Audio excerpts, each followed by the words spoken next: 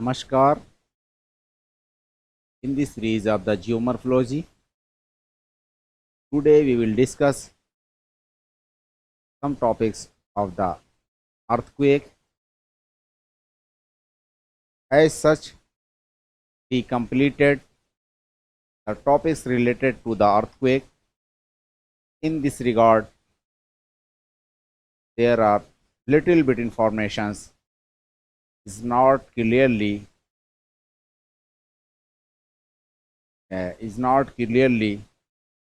dispatched, and video due to the technical glitches creates problems. Hence, we will discuss remaining aspects of the earthquake.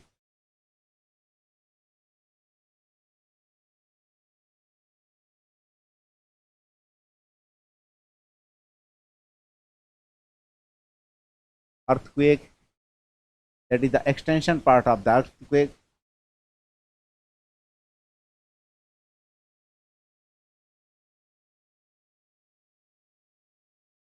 तो earthquakes के जो है extension parts के बारे में बात करें कि कुछ टॉपिक्स जो है अर्थक्वेक से रिलेटेड हमारा सही क्लियर पिक्चर या पिक्चर ब्लर्ड हो गया था या वॉइस में कुछ प्रॉब्लम थी उसके रिगार्डिंग, तो उस संदर्भ में हम बातें करते हैं। तो आज का हमारा टॉपिक होगा distributions of the earthquake in the world.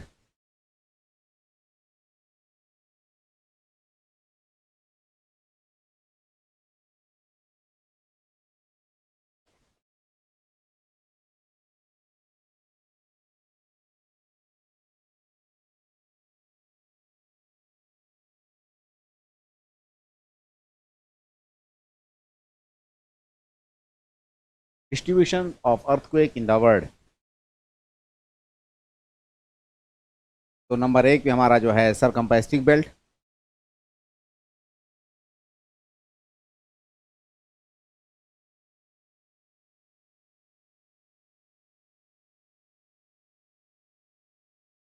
सरकमपेस्टिक belt.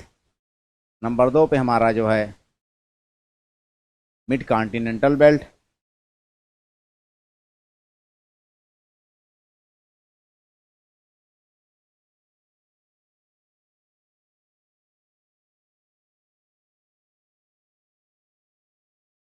Number 3 पे जो है मिड ओशियनिक रिजेस। नंबर 4 पे हमारा others.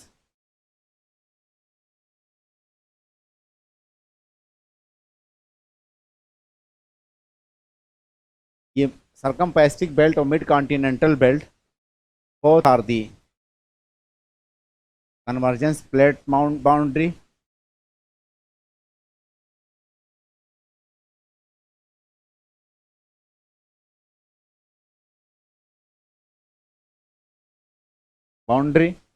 mid continental belt, that is the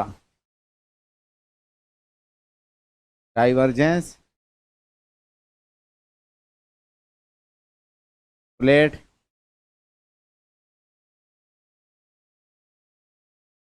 boundary.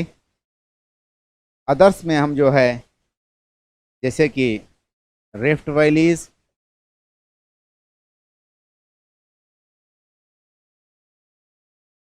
Faults, hot spots,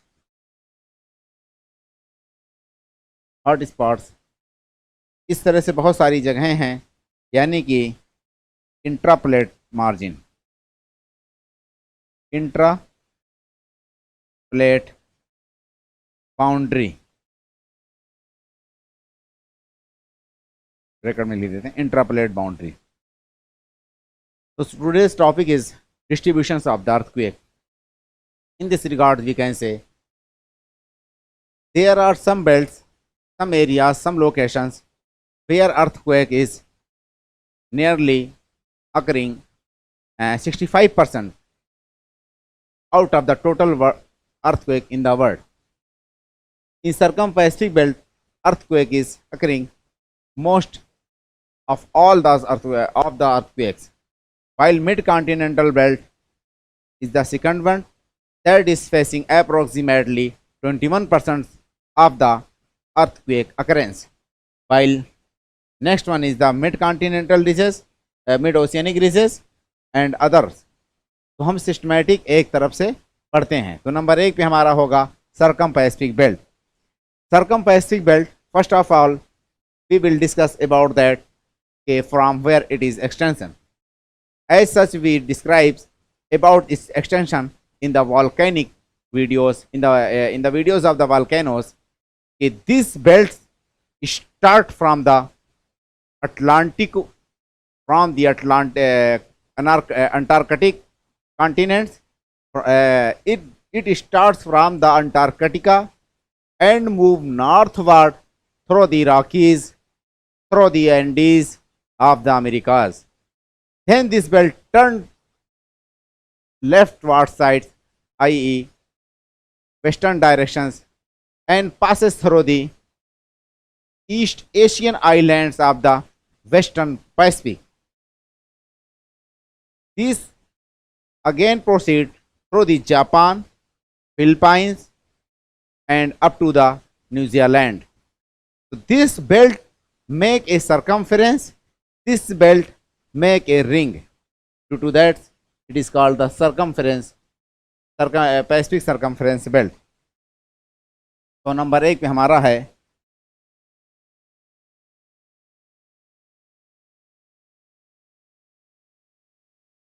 Pacific circumference belt. This belt, it starts from Antarctica, moves northward through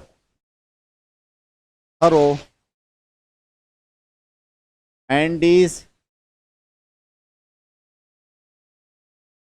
and Rockies of Americas up to Alaska.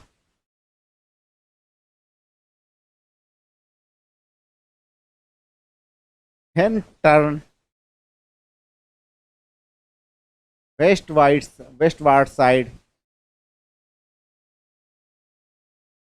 and passes through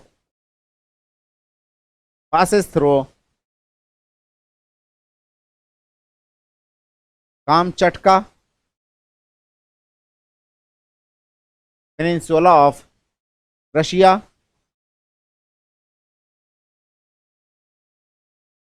Sakhalin Island is also part of Russia,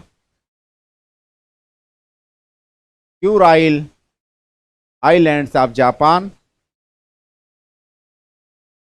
Next one is Japanese islands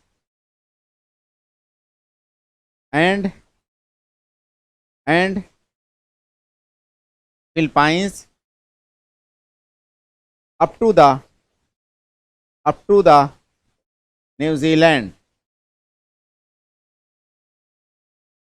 ये circum Pacific belt Antarctica से start होता है, north की तरफ Rockies Andes से होते हुए Alaska तक जाता है। उसके बाद ये वेस्ट साइड में मुड़ करके जो वेस्टर्न पार्ट है पैसिफिक का, वहाँ पे जितने भी एशियन आइलैंड्स हैं, जैसे कि आपका जापान और क्यूराइल और उसके अलावा ये मतलब कामचटका पेनिनसुला है या सखालिन आइलैंड है, फिलिपाइन आइलैंड्स है, देन फिलिपाइन आइलैंड्स है। उसके बाद ये एक्सटेंशन जो है पहुंच जाता है हमारा न्यूजीलैंड तक। और इसको हम जो है थोड़ा सा डायग्राम के थ्रू समझने की कोशिश करते हैं कि ये बेल्ट कहाँ से कहाँ तक हमारा फैला हुआ है। तो इस डायरेक्शंस में हमें बातें करते हैं, तो हम जो थोड़ा डायग्राम के थ्रू इसको समझने की कोशिश करें। सपोज दैट जो हम पहले यहाँ से एशियन पार्ट्स को थोड़ा सा ड्रॉ करने की कोशिश करते हैं।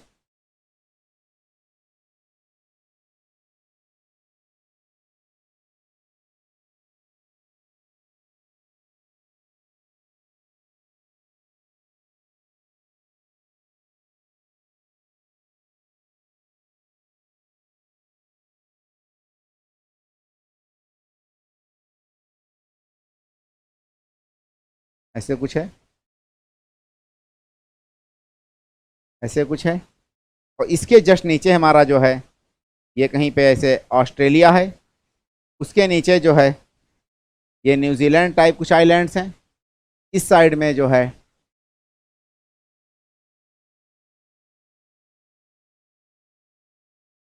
इस तरह से कुछ यूएस का पार्ट्स है, ये जो है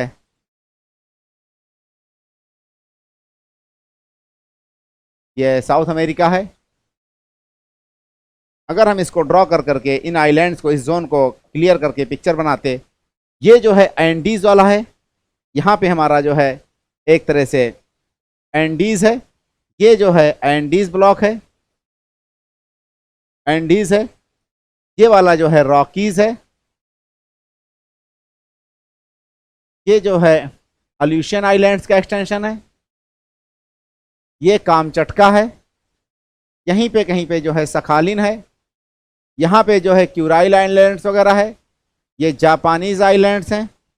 फर्दर साउथ में जाते हैं तो ये जो है फिलिपाइंस वगैरह है। ये पूरा का पूरा हिस्सा जो है कहलाता है पैसिफिक आइलैंड्स, अरे रिंग ऑफ फायर या पैसिफिक। तो इस तरह से इसको अगर ड्रॉ किया जाता तो ये इस तरह से बेल्ट कहीं पे आकर के ये पूरा बेल्ट है, ये जितना हिस्सा ऑलमोस्ट ये पूरा का पूरा एक तरह से ये पूरा का पपुआ न्यू गिनी वगैरह जितना भी है सारा का सारा इसी पे लोकेटेड है। इसी का एक पार्ट एक्सटेंशन जो है मिड कॉन्टिनेंटल जो मिड कॉन्टिनेंटल ब्लॉक है, इसी का एक्सटेंशन यहाँ से स्टार्ट होता है पपुआ न्यू गिनी से और जाता है उधर, तो यहाँ तक आकर के ये जो फिलिपाइन उल्पाइन है, और उसके बाद ये मैं थोड़ा गलत बन गया क्योंकि ये वाला हिस्सा हमको ला करके इधर ड्रॉ करना होगा और यहाँ तक फाइनली एक्सटेंशन है। इस तरह से इसके बारे में बात करते हैं कि यहाँ पे वॉल्केनिक इरप्शंस क्यों होता है। तो उस कॉन्टेक्स्ट में हम देखते हैं तो अप्रोक्सीमेट 65% जो है of the world earthquake occurring in this region, number 1 पे। नंबर 2 पे क्या है कि दिस रीजन जो है सराउंड द पैसिफिक ओशन, तो surrounding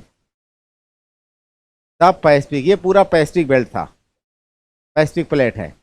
this region surrounding the Pacific belt, ये जो है कन्वर्जेंट प्लेट बाउंड्री है, ये जो है कन्वर्जेंट प्लेट बाउंड्री है।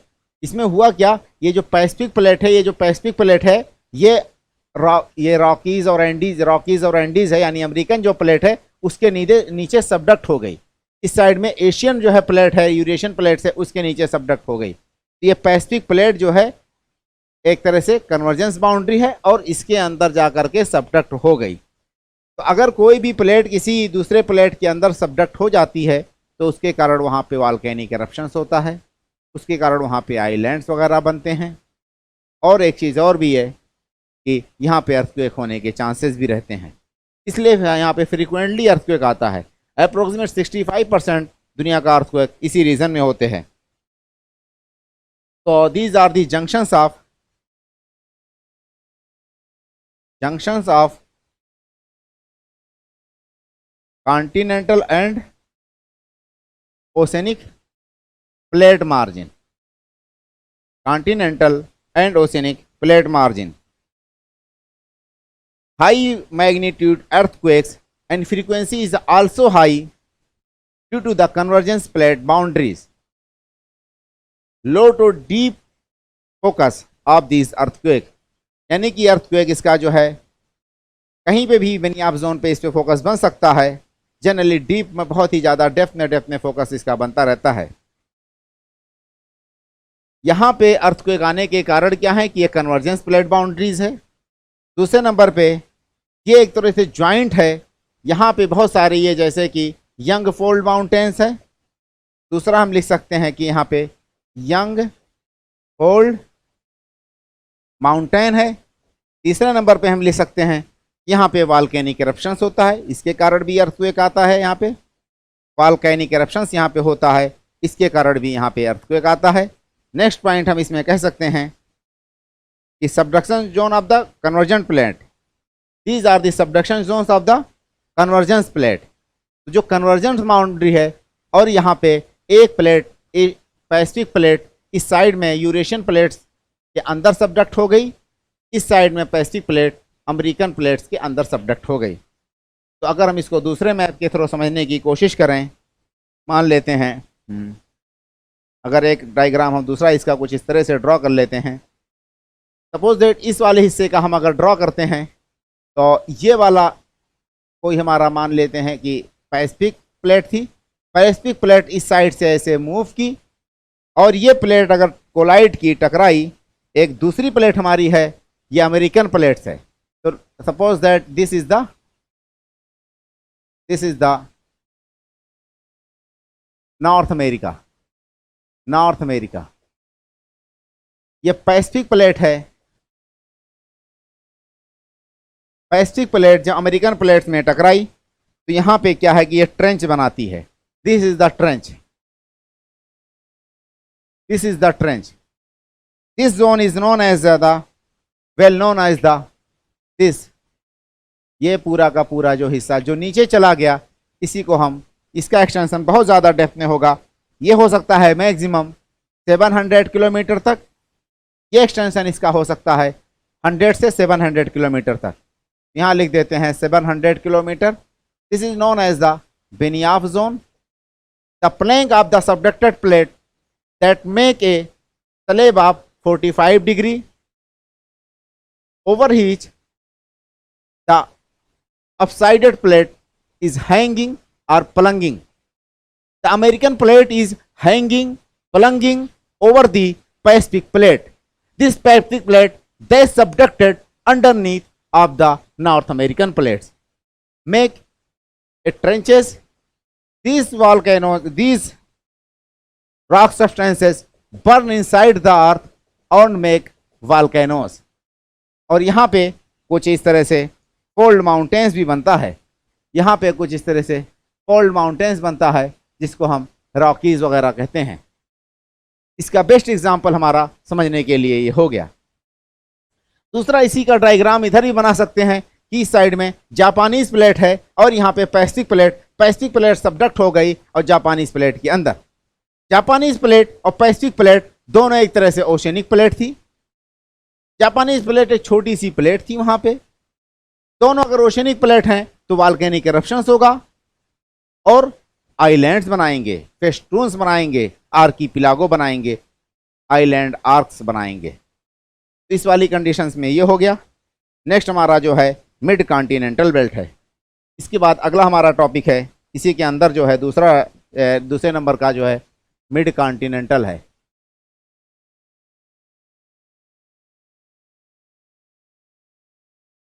मिड कॉन्टिनेंटल की अगर हम बातें करते हैं, मिड कॉन्टिनेंटल ये वाला ब्लॉक जो है, ये वाला हिस्सा आकर के एक्चुअल में यहां तक फैला था। ये जो है न्यूजीलैंड वगैरह है, ये मैप में गलत बन गया। ये वाला पोर्शन इसके जस्ट नीचे होना चाहिए, और ये वाला हिस्सा थोड़ा सा उस साइड में होना चाहिए। यहाँ पे जो है माइक्रोनेशिया, मिलनेशिया, और क्या कहते हैं, Solomon Islands, Vanuatu, Fiji, these are located over the circumpacific belts. Mid-continental belt started from the Papua New Guinea. This is the Papua New Guinea, and move westward side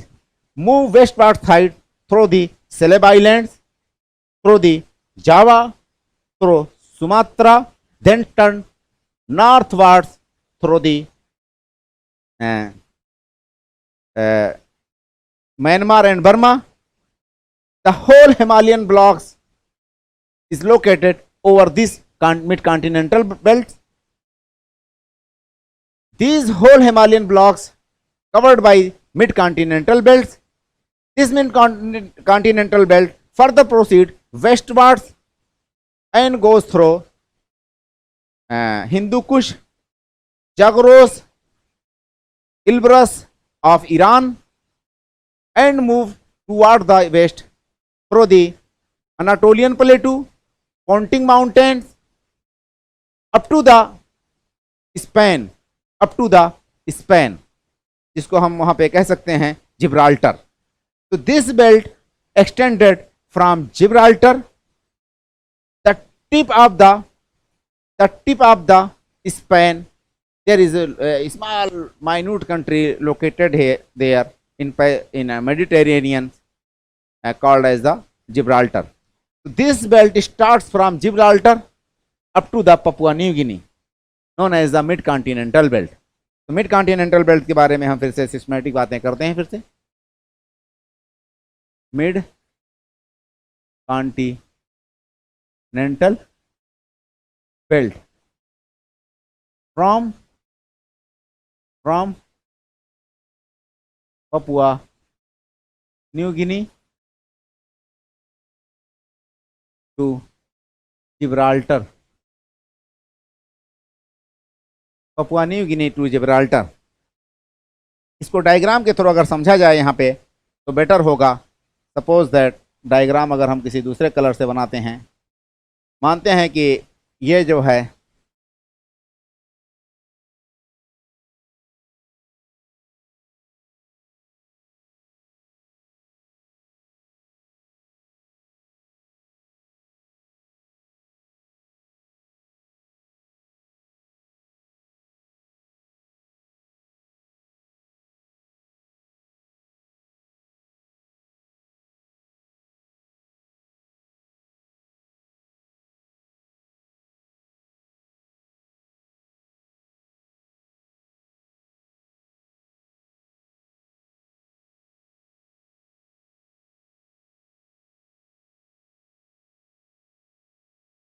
इसको हमने डायग्राम बनाने की कोशिश की कुछ इस तरह से।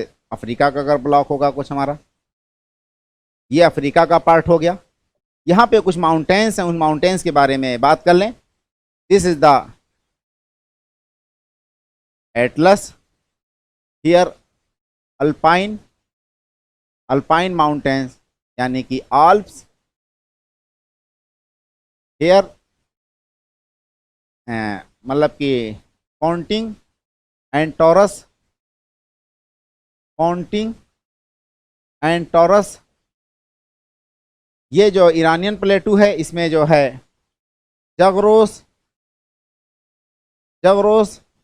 और इल्बर्स। यहाँ पे कुछ हिमालय का पूरा इस तरह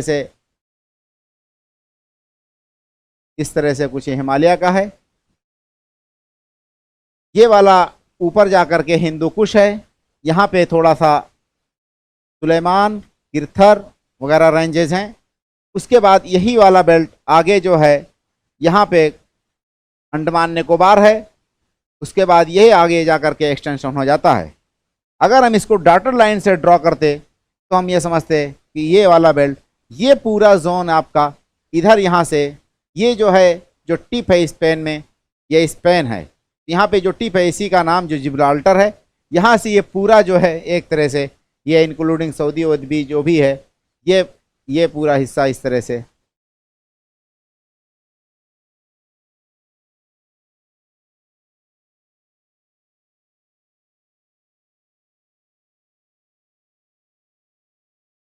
ये कुछ इस तरह से बनेगा, सही मैप इसका।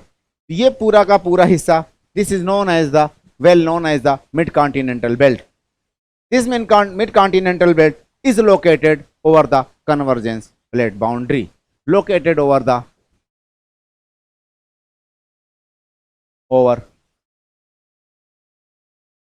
convergence plate boundary. This mid-continental belt is located over the convergence plate boundary. In this case, Indo-Australian plates collided with Eurasian plate and African plates with European या यूरेशियन प्लेट, तो कुछ भी कह सकते हैं, विद यूरोप। इस वाली conditions में ये जो है एक तरह से मिड कॉन्टिनेंटल बेल्ट है। और यहाँ पे सारा का सारा मामला क्या है, दो प्लेटें जब आपस में टकराती हैं, अगर दोनों की डेंसिटी सेम है तो दोनों वेल्डिंग करेंगी। वेल्डिंग कर करके न्यू फोल्ड माउंटेन बनाएंगी। दूसरा कंडीशन ये हो सकता है कि ये दोनों प्लेटें अगर किसी की डेंसिटी ज़्यादा है, but in this case both are the continental belt. But यहां पे हुआ ये था कि जो ये इंडो ऑस्ट्रेलियन प्लेट है या यूरेशियन प्लेट है, इसके इस साइड में सदर्न वाला ये जो आपका ईस्टर्न सदर्न पार्ट है, ईस्टर्न सदर्न पार्ट है, इस वाले साइड में इसके ओशियनिक प्लेट था दोनों के फ्रंट्स में। इसके भी और इसके भी दोनों के फ्रंट्स में ओशियनिक प्लेट्स था। इस वाली कंडीशंस में यहाँ पे दोनों के बीच में हम कह सकते हैं कि एक तरह ओशन था, जिसको ये कह सकते हैं कि मेडिटेरेनियन ओशन है ये। अगर मेडिटेरेनियन ओशन वहाँ पे है, यहाँ पे जो है ओशनिक प्लेट था, इस वाले केस में क्या होता है कि अगर कहीं पे ओशनिक प्लेट सामने हो, चाहे उसकी छोटी सी ब्लॉक हो, तो वो क्या करेगी, वॉल्केनिक इरप्शंस करेगी और आइलैंड्स बनाएगी। ये जो है सारा का सारा जो ये माउंटेन बन गया, इसके ऐसा इसलिए हुआ कि ये वाला जो है एक तरह से दोनों कॉन्टिनेंटल फुल्ली है। जब फुल्ली कॉन्टिनेंटल रहेगा तो न्यू फोल्ड माउंटेन्स बनाएगी। तो यहाँ पे एक तरह से जब जॉइंट है, और जॉइंट होने के कारण यहाँ पे बहुत सारे एक तरह से क्या कह सकते हैं कि हम फॉल्ट्स है। तो नेक्स्ट कारण क्या है इसमें अर्थक्वेक आने का, यहाँ पे फॉल्ट है। नेक्स्ट पॉइंट क्या है कि these zones are located over the new young fold mountains. Next कारण क्या है कि वॉल्केनिक इरप्शंस भी एक फैक्टर है, क्योंकि स्ट्रोम्बोलियन और इटना, इसूवियस, दीज आर दी वॉल्केनोस जो कि मेडिटेरेनियन में पड़ते हैं। तो वॉल्केनिक इरप्शंस यहाँ पे भी होता है। ये पूरा का पूरा बेल्ट वॉल्केनिक इरप्शंस वाला है, जिसके कारण यहाँ पे अर्थक्वेक आएगा या आता है। इस वाले अगर हम इसको डायग्राम के थ्रू मतलब कि ड्रा करते तो प्लेट के द्वारा, तो इसमें होता क्या है कि जो अफ्रीकन प्लेट है वो वाली सबसाइड कर गई है, किसके, आपका यूरेशियन प्लेट से। इस तरह से इसका डायग्राम बनता। ये अफ्रीकन प्लेट है, सबसाइड कर गई किसके, यूरेशियन प्लेट्स के, और यंग फोल्ड माउंटेन्स बनाती है। अगला हमारा जो है इसके बारे में और बात कर लें तो 21% ऑफ द अर्थक्वेक, इसके बारे में जो जनरल इंफॉर्मेशन है तो क्या है कि 21% जो है दुनिया का अर्थक्वेक यहीं आता है। 21% of the earthquake occur in this belt. दूसरे नंबर पे ये बेल्ट, ये जो है आपका क्या है कि मेडिटेरेनियन वाला है, आल्प्स, एटलस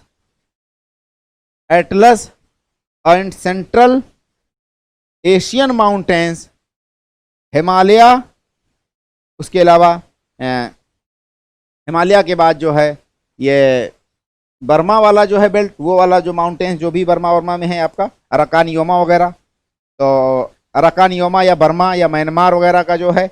उसके अलावा ये जो इंडोनेशियंस आइलैंड्स हैं अप टू जो है पपुआ न्यू गिनी, ये सारे के सारे बेल्ट इसी पे हैं जहाँ पे ये अर्थक्वेक आते रहते हैं।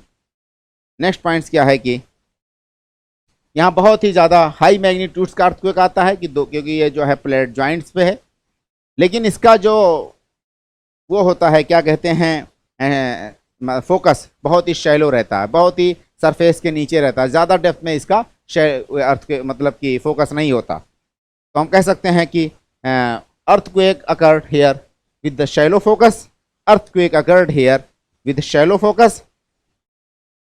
Here high magnitudes earthquake occurred due to the collision of the plates. Here high magnitudes earthquake occurred due to the collision of the plates. इसके बाद हमारा नेक्स्ट है mid continental mid oceanic ridges. Mid oceanic ridges का मतलब क्या है, in oceans there are elongated mountain ranges. These elongated mountain ranges are located over the plate margins.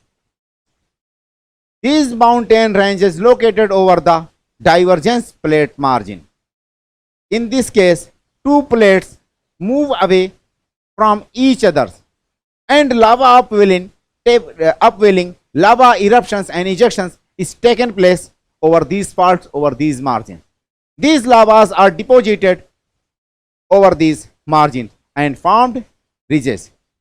These ridges having a mouth known as the rift valley. तो इसके case में होता क्या है, अगर इसको हम डायग्राम के थ्रू एक इस तरह से बनाने की कोशिश करते, इसको पूरे को मिटा देते हैं। Mid oceanic ridges, mid oceanic ridges, इसके अगर डायग्राम के थ्रू इसको एक्सप्लेन किया जाता तो यहाँ पे ये होता कि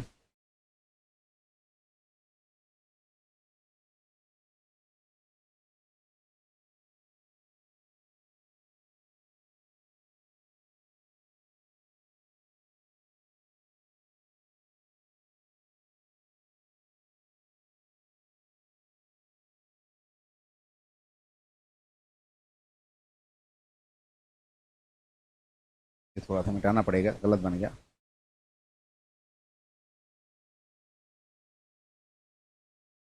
इस वाली कंडीशंस में जो है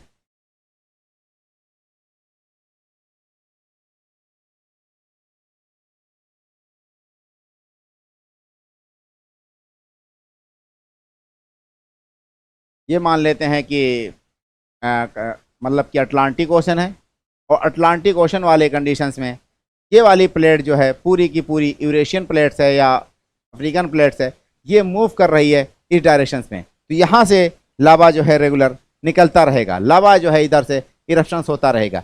यही लावा एक टाइम ऐसा आएगा कि आकर के इसी पे कुछ इस तरह से आकार में जमा हो जाएगा, और ये बहुत लंबाई में होगा। ये जो माउंटेन हमने बनाया शेप, ये बहुत ही लंबाई में होगा।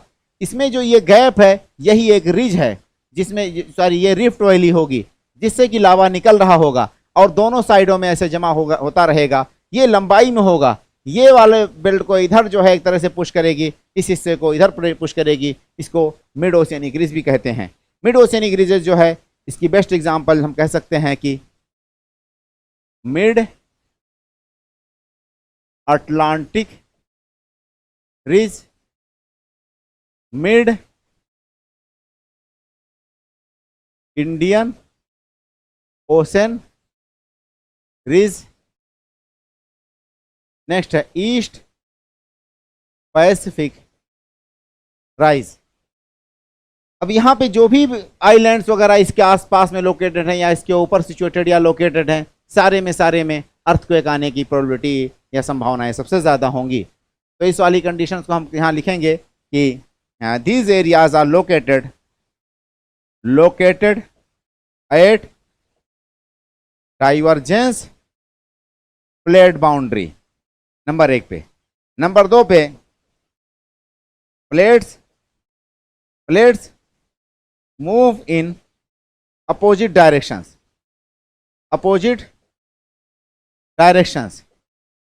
Create rift valley.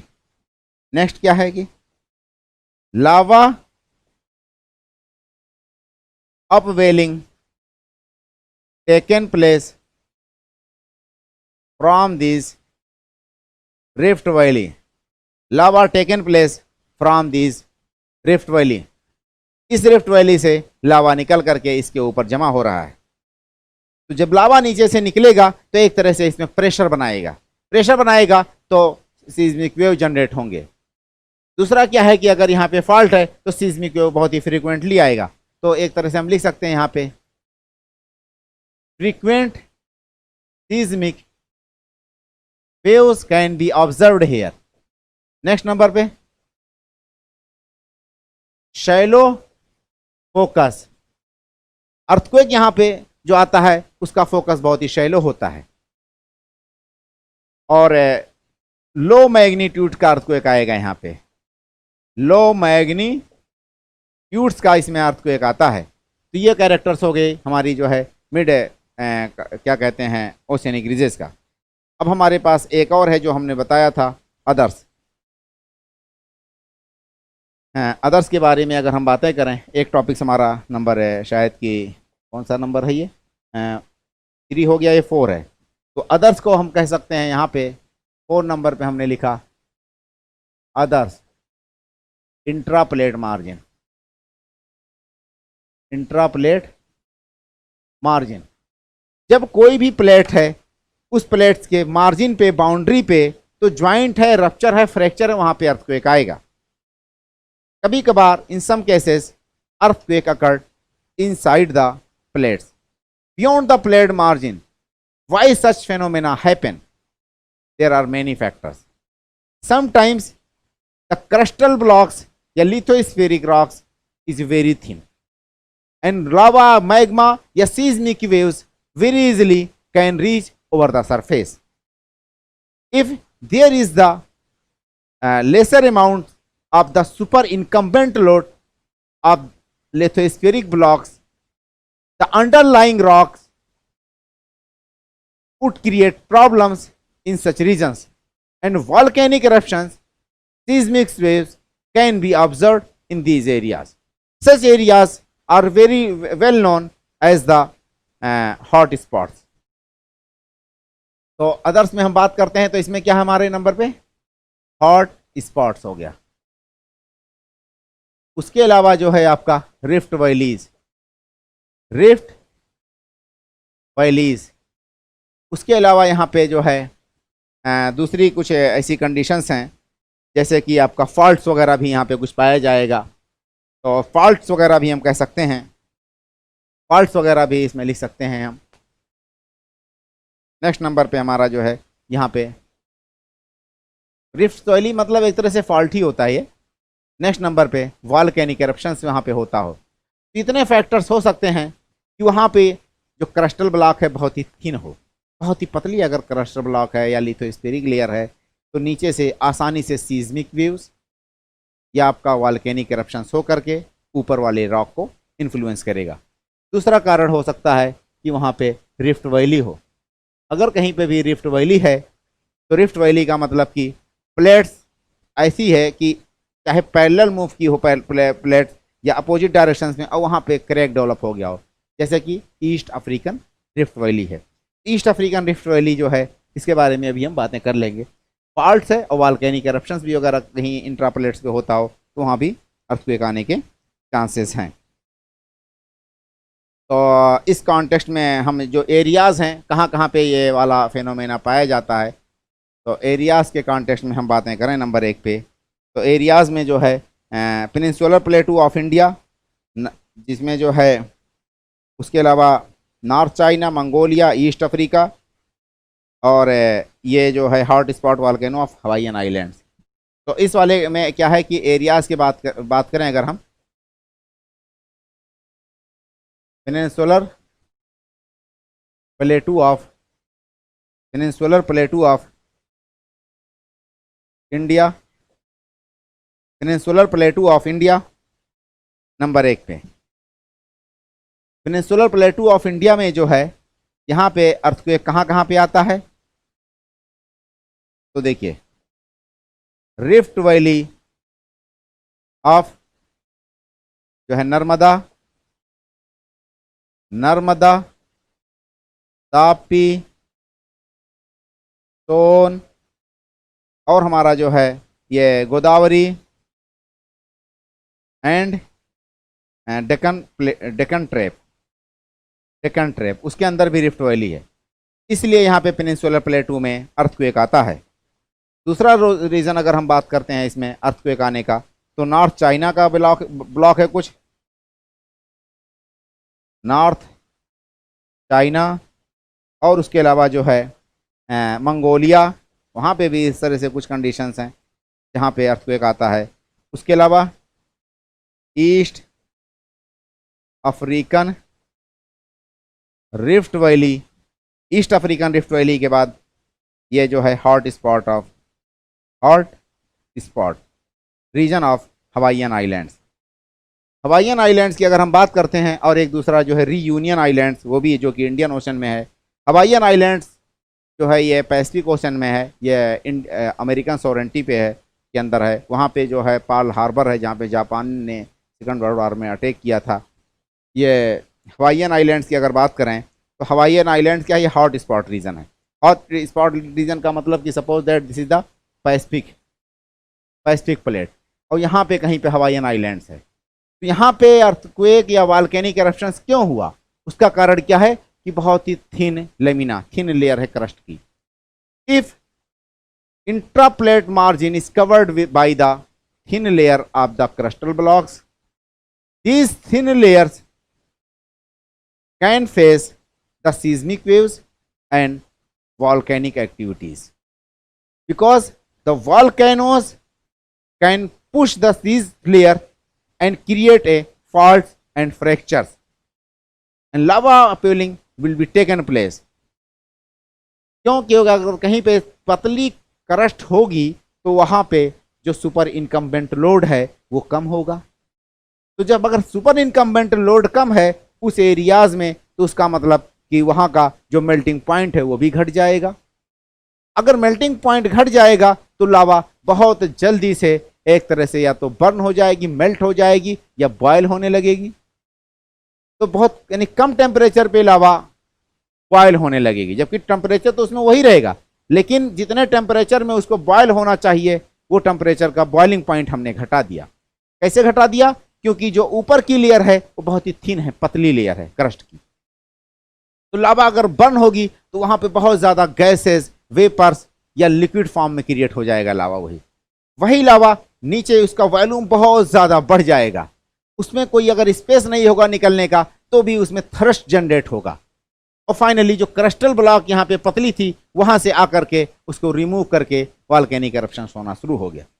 In other words we can say there is the thick layer over Hawaiian islands, even though Hawaiian islands is situated inside the plates of the Pacific ocean.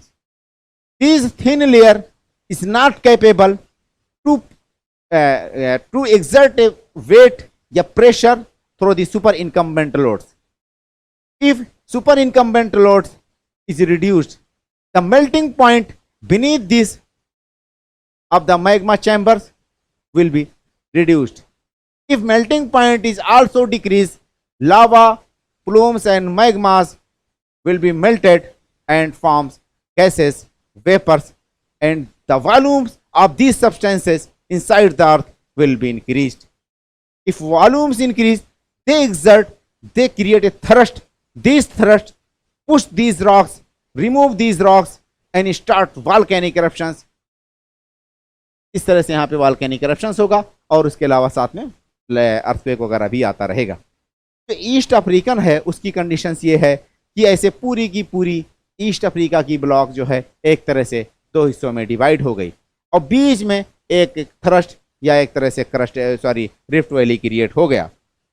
ये जो है एक island है Africa में, वहाँ से start होता है। वो आइलैंड जो है पहले मेन लैंड अफ्रीका का था, और वहाँ से वो स्टार्ट होता है नॉर्थ वार्ड ईस्ट अफ्रीकन जो है बेल्ट जाती है। इवन की जो है रेड सी, उसको भी एक तरह से इसी रिफ्ट वैली ने क्रिएट किया है। आगे जाकर के ये रिफ्ट वैली, रेड सी भी इसी का हिस्सा है, और जॉर्डन रिवर भी इसी का हिस्सा है। इस तरह से यहाँ पे भी वॉल्केनिक इरप्शंस और अर्थक्वेक वगैरह आते रहते हैं। अगला हमारा जो टॉपिक है अर्थक्वेक से रिलेटेड वो ये है कि distributions of the earthquake in India. तो इस कॉन्टेक्स्ट में हम बातें करते हैं कि distributions of the earthquake in India.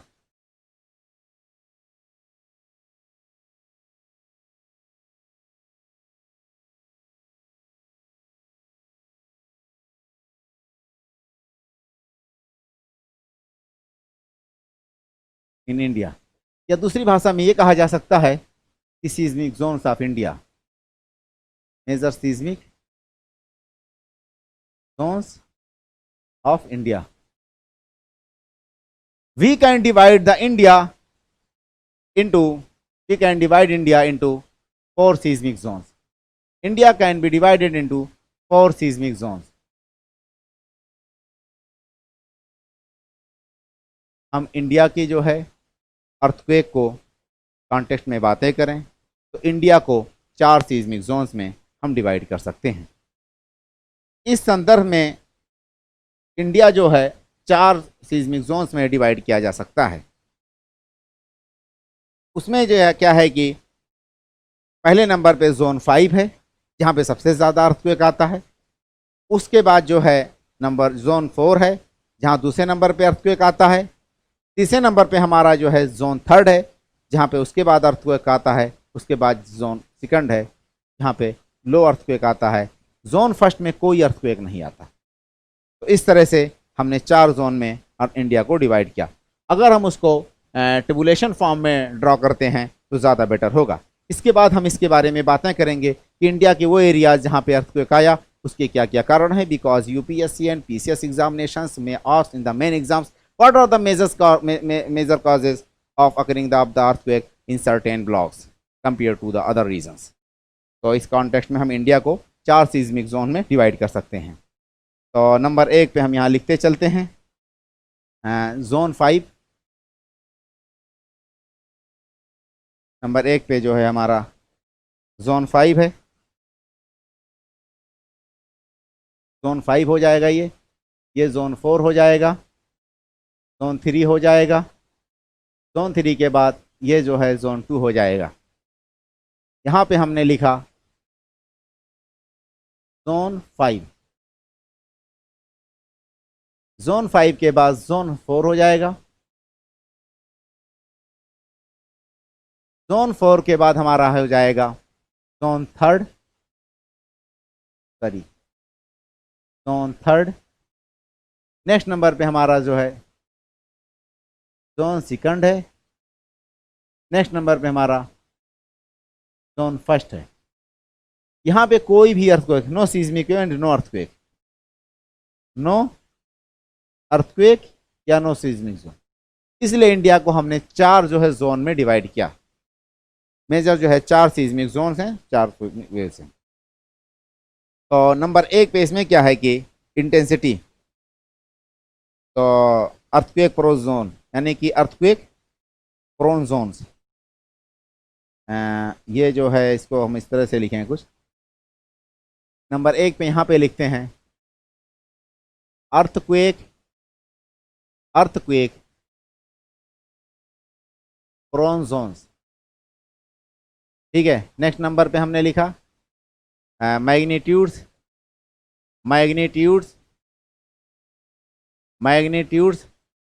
उसके बाद एरियाज, जो जोन 5 है, the zone 5 is located in the very high earthquake prone zone, very high earthquake prone Jones.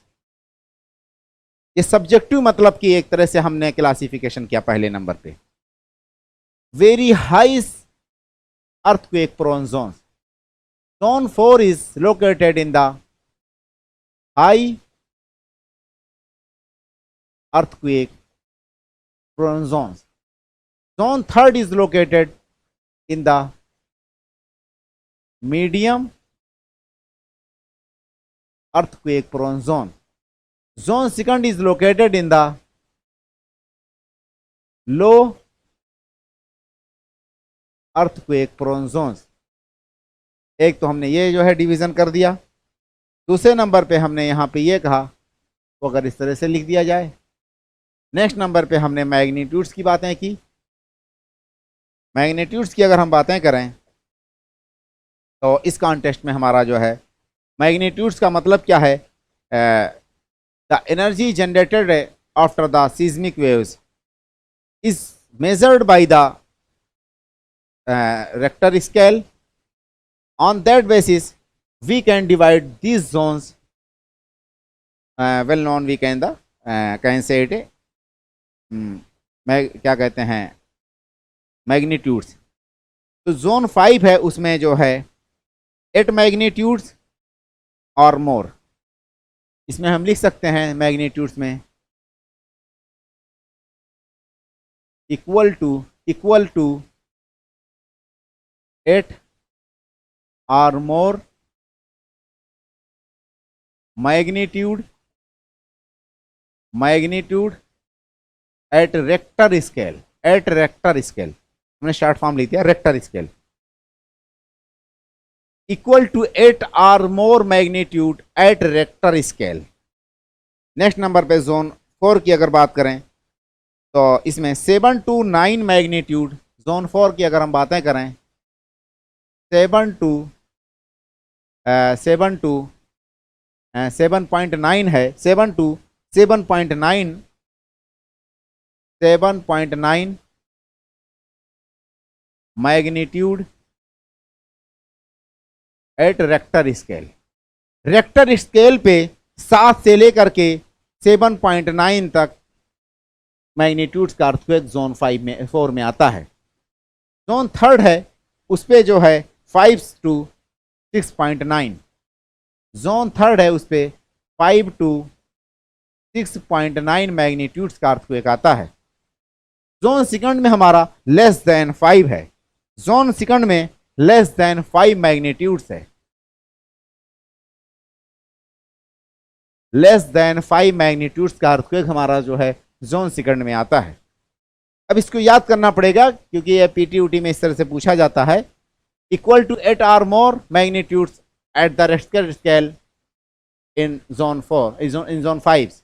In zone 4 earthquake occurred 7 to 7.9 magnitudes at Richter scales, while in zone 3 it is recorded generally and the magnitudes of the earthquake ranges between 5 to 6.9, while in zone 2 we can notice the earthquake less than the 5 magnitudes at the Richter scale। तो ये हमारा हो गया।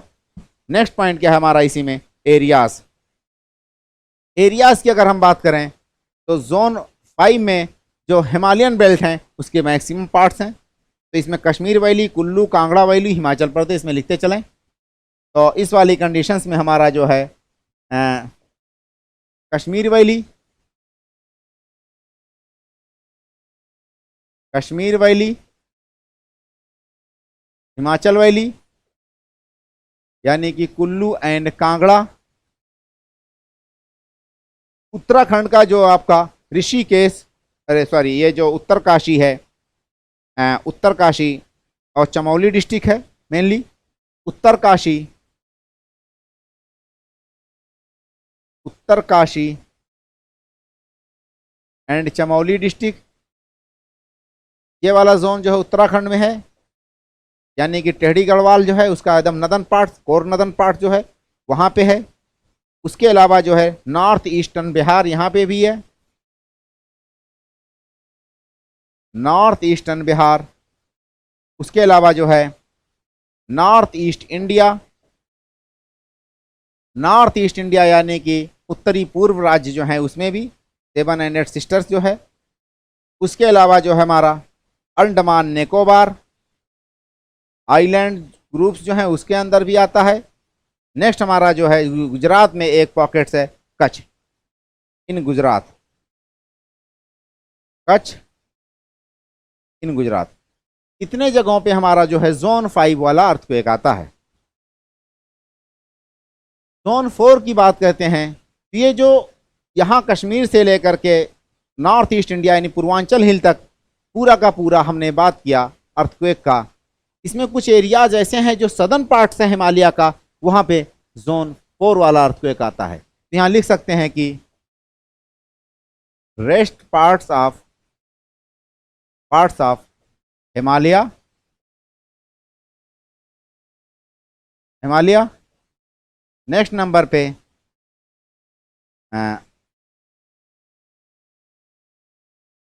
Northern plain near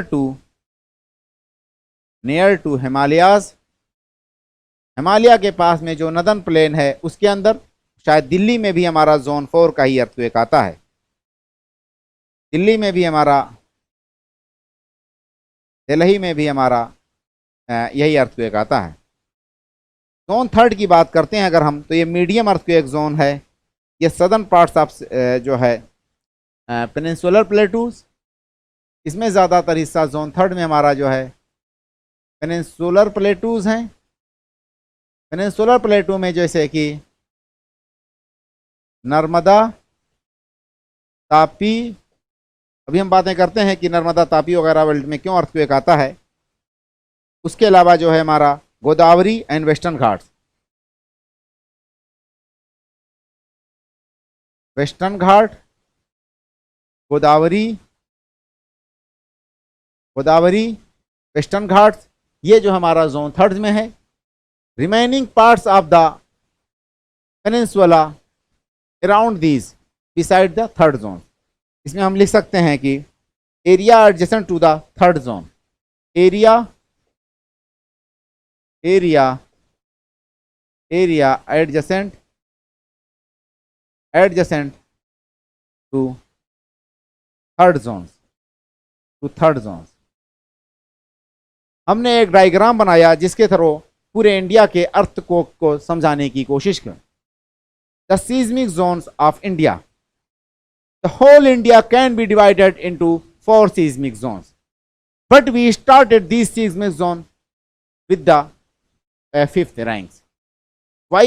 The first one is the first regions do not have any type of the seismic records and any type of the earthquakes. The zone 5 here seismic waves is recorded very high earthquake prone zones. This region is badly named as the famous very high earthquake zone, prone zones. Here magnitudes equal to 8 or more magnitudes at the Richter scale. Areas in the 4 seismic zones is located found Kashmir Valley, Kullu Valley and northern parts of the Himalayas, Himachal Pradesh, कागड़ा, Garhwal, Tehri and north eastern parts of the India, यानी कि 7th and 8th sister of the Purvanchal range. Next one is the north eastern Bihar. Next one is the Kutch region. ये जो हमारा zone 5 हो गया। Zone 5 के अलावा जोन 4 की अगर हम बातें करते हैं तो these areas are located in high earthquake prone zones. These are the high earthquake prone zones. Here earthquake is recorded in between 7 to 7.9 magnitude at the earthquake. The rest parts of the Himalaya covered by these zones. Northern plains that is located to the Himalaya and Delhi come under these. But mostly all parts of the northern plains of India come under the zone 4. All parts of the northern plains of India come under the zone 4. Zone 3rd. Here earthquake occurred of the medium intensity.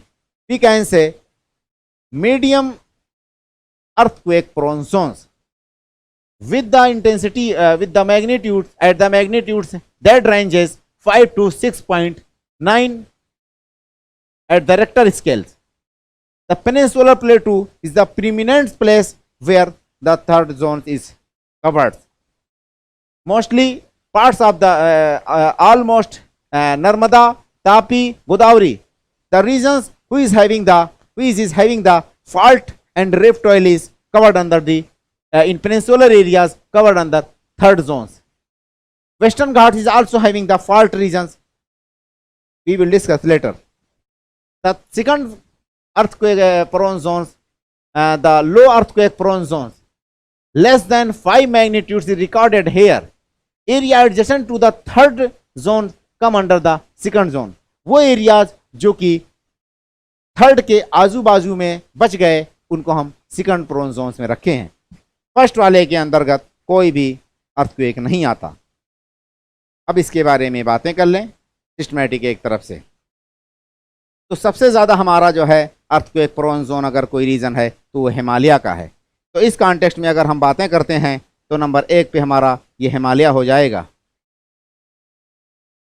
तो हिमालय की अगर बातें करते हैं कि why earthquake are mostly recorded in Himalayas, तो Himalaya come under the very high earthquake prone zones because of the following reasons. Himalayas come under the very high earthquake prone zones because of the following reasons. Himalaya में earthquake जो आता है उसका मुख्य कारण क्या है, उसको हम कुछ बातों से यहाँ पे डिस्क्राइब करते हैं क्या क्या कारण हैं। तो नंबर 1 पे इस कॉन्टेक्स्ट में हम बातें करते हैं कि this region is located over the convergent plate margin. In other words, we can say These areas are located over the mid-continental belts. Mid-continental belt, as we discussed earlier, is the very high earthquake prone zones. Next point is Indian plate is still moving northward. When Indian plate is moving northward, Himalaya is uprising. The height of the Himalaya is increasing. If height of the Himalaya is increasing, it means it is the unstable block. जब Indo Australian plates या Indian plates move कर रहा है north की तरफ या north east direction में,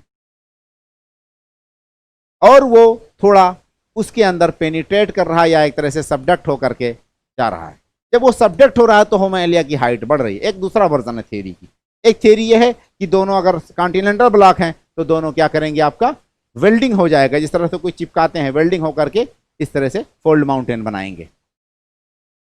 तो हिमालय जो है एक तरह से ये ब्लॉक उसके अंदर सबडक्ट कर रही है, और सबडक्ट कर रही है या उसको पुश कर करके उसके अंदर सबडक्ट कर रही है। सबडक्ट करेगी, कोई ब्लॉक उसके अंदर जाएगी तो उसकी हाइट बढ़ाएगी। अगर हिमालय के हाइट बढ़ रहा है उसका मतलब कि आज भी वो अनस्टेबल है। अगर हिमालय अनस्टेबल है तो वहां पे अर्थक्वेक आएगा ही आएगा, अर्थक्वेक की संभावनाएं रहेंगी। नेक्स्ट पॉइंट क्या है कि there are presence of the several faults. Himalaya में बहुत सारे फॉल्ट्स भी हैं। अब उसके बारे में हम बातें कर लेते हैं सिस्टमैटिक। तो उसको लिखते हैं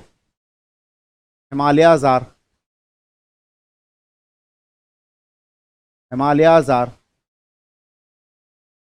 very high earthquake prone zones. Himalayas are very high earthquake prone zones because of the following reasons. तो नंबर 1 पे हमने कहा convergent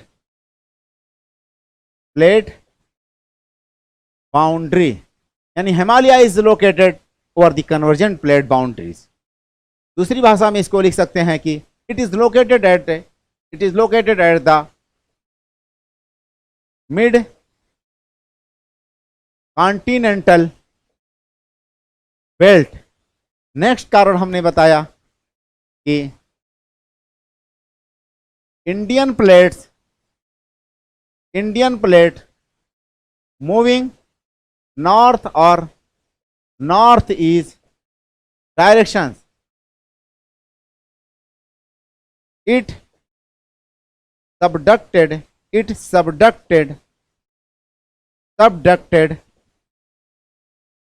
underneath the Himalaya that rises the height of Himalaya. If height of the Himalaya is rising, increasing, it is unstable block. It is unstable block. अब अगर कोई unstable block है तो वहां पे अर्थक्वेक आएगा ही। नेक्स्ट कारण क्या है हिमालय में अर्थक्वेक आने का? सेवरल faults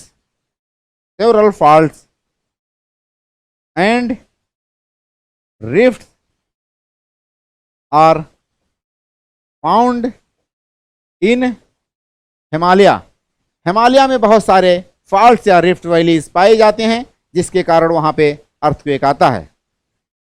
जो हिमालय में बहुत सारे रिफ्ट या फॉल्ट्स पाए जाते हैं उसके बारे में थोड़ा सा हम डायग्राम के थ्रू समझने की कोशिश करते हैं।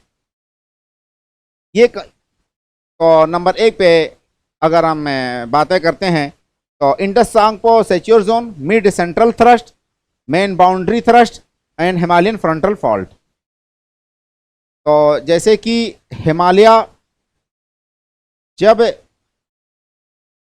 साउथ से इंडो ऑस्ट्रेलियन प्लेट नॉर्थ की तरफ मूव की और ये कोलाइड की यूरेशियन प्लेट से, तो जो नैपे वाली कंडीशन थी फोल्ड में हमने पढ़ा था, वहां पे नैपे वाली कंडीशन में हमने देखा था कि दो फोर्स आकर के कंप्रेस करती हैं या कोलाइड करती हैं या कन्वर्ज करती हैं तो फोल्ड बनाती हैं। फोल्ड में हमने देखा था कि जो अपलिफ्टेड पार्ट है उसको हमने एंटीक्लाइन कहा था, जो सबसाइडेड पार्ट है उसको हमने सिंक्लाइन कहा था। यही फोल्ड एक टाइम ऐसा आया, इतना ज्यादा एक्सट्रीम फोर्स लगा एक साइड से कि ये क्रैक हो गया, और क्रैक होकर के वहां पे फॉल्ट या थ्रस्ट डेवलप कर दिया, जिस वाली कंडीशंस को हमने कहा था नैपे। तो वही नैपे वाली कंडीशंस हिमालयन कॉन्टेक्स्ट में भी अप्लाई हो रहा है। अगर उसको डायग्राम के थ्रू थोड़ा समझा जाए, मान लीजिए हमने ये बनाया था कि ये सरफेस है, इस सरफेस पे जो है जब दो फोर्स काम की थी तो एक वाला जो है इस तरह से ब्लॉक आया था और दूसरा वाला इस पे इस तरह से कट गया था। यहाँ पे जो ये बीच में क्रैक डेवलप हुआ, इसी को हमने कहा था ये फॉल्ट क्रिएट किया, ये हिस्सा एक फॉल्ट क्रिएट हो गया। और जो ब्लैक से हमने ड्रॉ किया पहले वाला, ये वाला जो है एक तरह से एक ब्लॉक टूट करके थोड़ा साइड हो गया और एक ब्लॉक आकर के इसके ऊपर पड़ गया, इस तरह से इसके ऊपर पड़ जाएगा एक ब्लॉक, और ये बीच में दोनों के एक तरह से फॉल्ट क्रिएट हो जाएगा। इस तरह से हिमालय में जो साउथ से एक फोर्स काम की और एक आपका नॉर्थ से फोर्स काम की, और दोनों जब फोर्सेस काम करी तो फोल्ड माउंटेन्स बनाई। फोल्ड माउंटेन्स जब बनाती हैं, जिस साइड से फोर्स एक्सट्रीम होगी या फोर्स एक तरह से स्टीप होगी, ज्यादा होगी, उस साइड में स्टीप स्लोप होगा। जिस साइड में फोर्स कम काम करेगी वहां पे जेंटल स्लोप होगा। इसीलिए हिमालयन कॉन्टेक्स्ट की अगर हम बातें करते हैं तो हिमालय जो है एक तरह से बॉर्डर है इंडिया और चाइना का। इंडिया और चाइना का अगर हिमालय बॉर्डर है, इंडियन साइड में स्टीप स्लोप है। यानी अगर इसको डायग्राम के थ्रू थोड़ा समझने की कोशिश की जाए, मान लेते हैं कि हमने एक फोल्ड बनाया, इधर से एक फोर्स काम की, एक फोर्स इधर से काम की। This is the compression force, the convergence force and compression force. Himalayan context में क्या है कि इस साइड से जो फोर्स आई वो ज़्यादा स्टीप थी, ज़्यादा एक्सट्रीम थी, और इस फोर्स ने क्या किया, इस तरह से कुछ बनाया। इस फोर्स ने क्या किया, कुछ इस तरह से बनाया। हिमालयन कॉन्टेक्स्ट में क्या, इधर से फोर्स कम थी। जब फोर्स इधर से कम थी, ये हम लिख सकते हैं चाइना, ये जो हम लिख सकते हैं इंडिया। जब इंडियन साइड में फोर्स ज्यादा थी तो एक तरह से ये स्टीप हो गया, स्टीप यानी कि तीव्र ढाल, और ये हमारा जेंटल स्लोप है। ये क्या है, फोल्ड बन गया, इसलिए फोल्ड माउंटेन्स कहते हैं। जब इधर जेंटल है तो जो चाइनीज आर्मी है उसको इनकर्जन करने में इंडियन टेरिटरी में बहुत आसानी होगी, और लद्दाख वद्दाख का एरिया, इसीलिए वो बार बार जो है स्ट्राइक करता रहता। उसका एक बहुत बड़ा कारण है कि ये जो है ब्लॉक इधर से जेंटल है और ये वाला जो है स्टीप है। अगर स्टीप रहेगा इधर से तो चाइनीज आर्मी आराम से यहाँ पे इनकर्जन कर जाएगी या इन्वेजन होगा उनका। इंडियन आर्मीज को काफी हार्ड और टफ फेस करना पड़ेगा उनके कंपेरिजन में, due to the undulating surface, due to the unevenness of the Himalayas. The rugged topography of the Himalaya is creating for the mobility, for the movements of the Indian militaries in the bordering areas, while this topography is supporting to the Chinese militaries because of the steepness and the gentle slopes. ये कारण एक है। अब हम बातें कर रहे थे हिमालय का जो है, तो हिमालयन कॉन्टेक्स्ट में यहाँ पे बहुत सारे फॉल्ट्स हैं। इस कॉन्टेक्स्ट में अगर फॉल्ट्स की बातें की जाए तो इसको हम डायग्राम के थ्रू बनाते हैं, the cross sections of the Himalaya.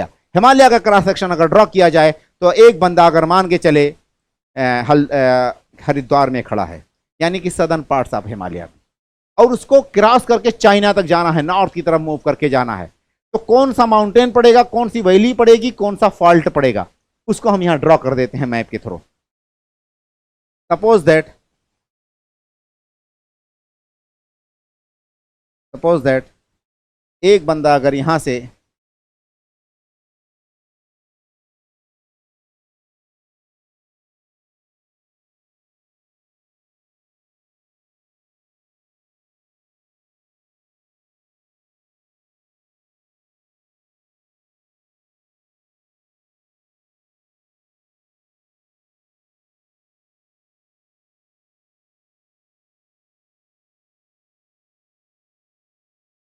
थोड़ा सा कम करना पड़ेगा।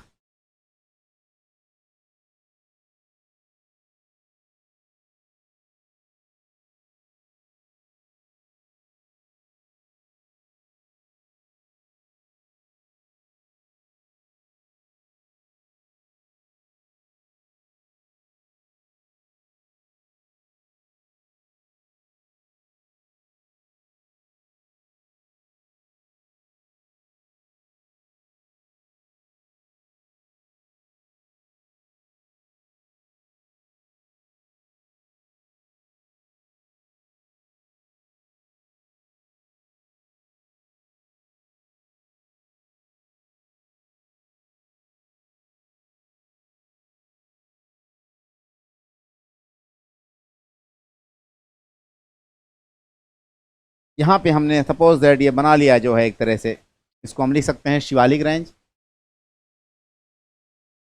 This is the Shivalik, this is the middle Himalaya and lesser Himalaya, this is the great Himalaya, this is the great Himalaya,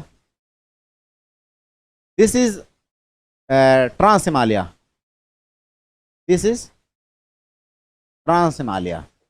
Ladakh and जो है उसके जो है क्या कहते हैं माउंट कैलाश, ये सब जो है रेंजेस इसी में आएंगे।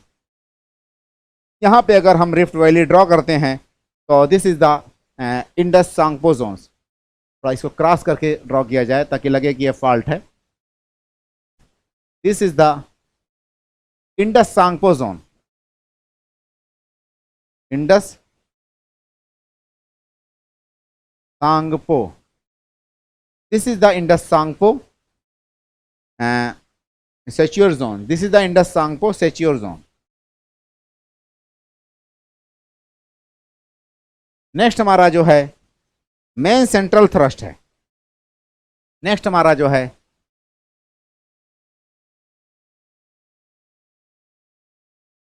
मेन सेंट्रल थ्रस्ट है, ये मेन सेंट्रल थ्रस्ट है।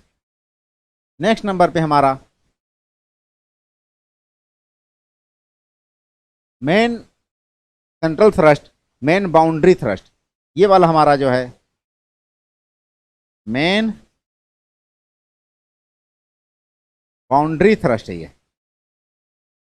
नेक्स्ट हमारा जो है हिमालयन फ्रंटल फॉल्ट है, ये वाला हिस्सा जो हमारा,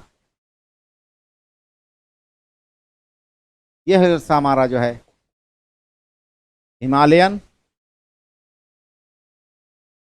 फ्रंटल फॉल्ट है, हिमालयन फ्रंटल फॉल्ट है। इसका मतलब ये हुआ कि यहाँ पे जो है ये क्या है आपका फुट हिल ऑफ हिमालय, इसको अलग कलर से लिख देते हैं। This is the foot hill of Himalaya. यहीं पे कहीं पे सपोज दैट हमारा एक शहर है हरिद्वार मान लेते हैं, और हरिद्वार से हम मूव करते हैं, यानी कि हमारा कौन सा एरिया है, ये साउथ में है, ये हिस्सा हमारा कौन सा है, नॉर्थ में है। साउथ से अगर नॉर्थ की तरफ कोई बंदा जाता है तो उसमें क्या है, नंबर 1 पे शिवालिक पड़ा। और ये दून रीजन है, दून रीजन की थोड़ी हाइट ज्यादा होगी, इसको हमको यहाँ ड्रॉ करना चाहिए एक्चुअल में यहाँ पे, क्योंकि ये क्या है कोबल्स पेबल्स बाउल्डर्स का एक तरह से रॉक सब्सटेंस पूरा जमा है किसमें, ये आपका लेसर हिमालय और शिवालिक हिमालय के बीच में। ये वाला हमारा जो है कुल्लू, अरे सॉरी गढ़वाल, और क्या कहते हैं आपका क्या जो है हिमाचल का गढ़वाल का, और जो है टेहरी वगैरह है, टेहरी गढ़वाल, और इसका जो वैलीज हैं वो यही वाला है। तो हिमाचल और उत्तराखंड की जो वैलीज हैं वो इसी में लोकेटेड हैं। उसके अलावा जो है हमारा दून हो गया, हमारा लेसर हो गया, और ये ग्रेटर हिमालय हो गया। ग्रेटर हिमालय में इसके जस्ट फुट हिल पे हम इसके ग्रेटर हिमालय के जस्ट साइड पे यहीं पे देखा हमने मेन सेंट्रल जो है मेन सेंट्रल थ्रस्ट है। ये इंडस सांगपो जोन सेच्योर जोन का मतलब यही हो गया कि जो इंडस रिवर है और आपका सांगपो का मतलब कि ब्रह्मपुत्रा, ये दोनों इटसेल्फ एक फॉल्ट हैं, ये दोनों इटसेल्फ एक फॉल्ट हैं, खुद ही एक फॉल्ट हैं, और एक रिवर के शेप में हम इसको देख रहे हैं। ये ट्रांस हिमालय का मतलब कि लद्दाख उद्दाख का जो रीजन है वो वाला जोन हमारा इसके अंतर्गत आ जाएगा। तो हिमालय में अर्थक्वेक क्यों आता है उसको हमने पढ़ लिया। ये समझिए जो है आपका कुल्लू वैली, आपका ये क्या नाम है काठमांडू वैली, यही है काठमांडू वैली वगैरह, ये वाला जोन हो जाएगा। तो इस तरह से इसमें अर्थक्वेक क्यों आता है, क्योंकि यहाँ पे फॉल्ट वगैरह भी पाए जाते हैं। नेक्स्ट नंबर पे हमारा जो है नदन प्लेन। तो northern plain is the most या सेकंड जो है high earthquake prone zone. Northern plain is the second most high earthquake prone zone. Why? What are the major causes that the northern plains is the second most earthquake क्या कहते हैं high level का earthquake इसमें क्यों आता है? तो इसको हम लिखते हैं यहाँ पे नंबर 1 पे नदन प्लेन। Northern plain. दूसरे नंबर का जो है अर्थक्वेक प्रोन जोन, तो इसमें high to medium earthquake prone zone है। This is high to medium earthquake prone zone, high to medium earthquake prone zone. यहां पे अर्थक्वेक जो है इतना ज्यादा क्यों, मतलब कि इंटेंसिटी के साथ आता है। हिमालय के बाद दूसरे नंबर का यही जोन आएगा। उसके बारे में अगर हम बातें करें तो what are the major factors under behind it, this region is facing the earthquake after the Himalaya. तो नंबर एक पे the area located near Himalaya, this area is located near Himalaya. ये एरिया हिमालय के पास में लोकेटेड है। और हिमालय क्या है? Himalaya, this is the boundary, this is the convergent plate margin. Himalaya क्या है? कन्वर्जन प्लेट मार्जिन है। तो नदर्न प्लेट इज सिचुएटेड या located near the convergent plate boundary. एक चीज, these plates moving even now north and north east direction, it's mean these are unstable plates. If any plate is unstable, it's mean earthquake will be occurred there. ये जो है एक तरह से हिमालय जो है, हम कह सकते हैं कि इसको अगर डायग्राम के थ्रू हम थोड़ा सा समझने की कोशिश करते हैं तो नंबर 2 पे हमने लिखा यहाँ पे great great great northern plain. यहाँ पे हमारा जो है high to medium earthquake prone zone. Causes क्या है, क्यों यहाँ पे अर्थक्वेक आता है? तो नंबर 1 पे जो है काजेस में हम लिख सकते हैं लोकेटेड नियर टू हिमालय। क्या कह सकते हैं कि और convergent plate boundary under which Indian plate is moving even now northwards. ये जो है कन्वर्जन प्लेट बाउंड्री पे लोकेटेड है, जहां पे इंडियन प्लेट नॉर्थ की तरफ मूव कर रहा है।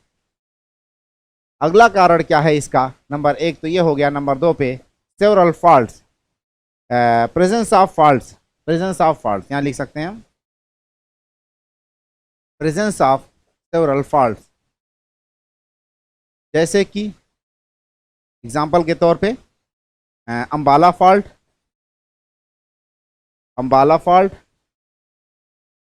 मुरादाबाद फॉल्ट के बाद जो है हमारा Panipat fault and Sohna fault.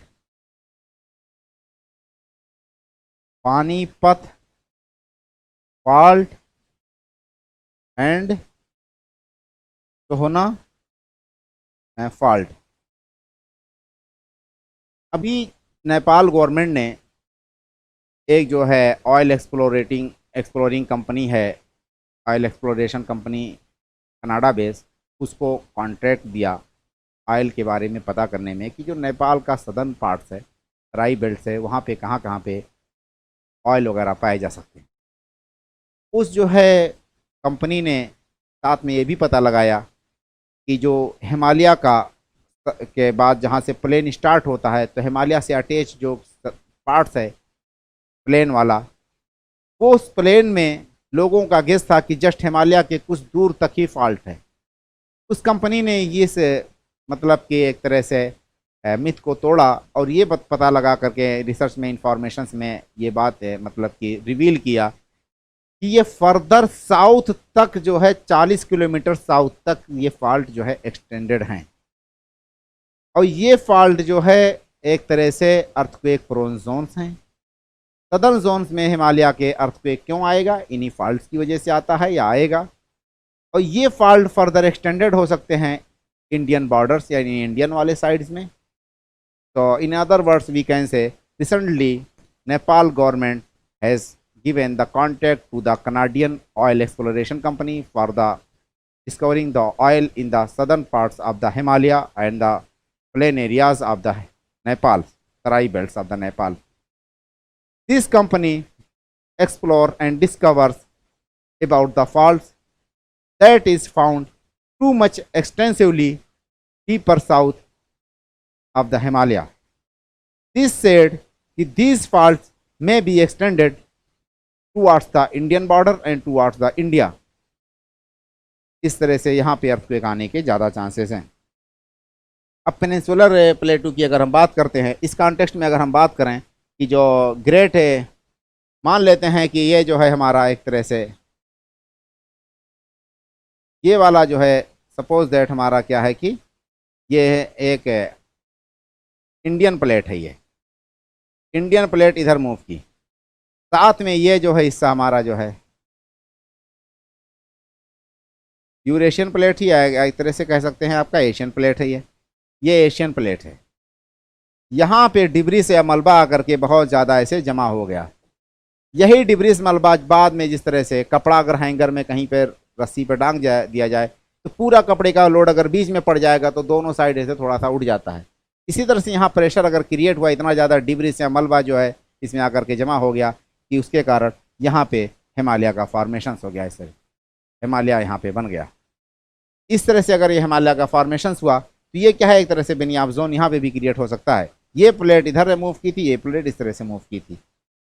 एक मतलब की वर्जन थ्योरी की है. एक थ्योरी ये है कि दोनों कोलाइड कर गई थी. नेक्स्ट हमारा जो है पेनिनसुलर प्लेटू, वहाँ पे अर्थक्वेक क्यों आता है? पेनिनसुलर प्लेटू,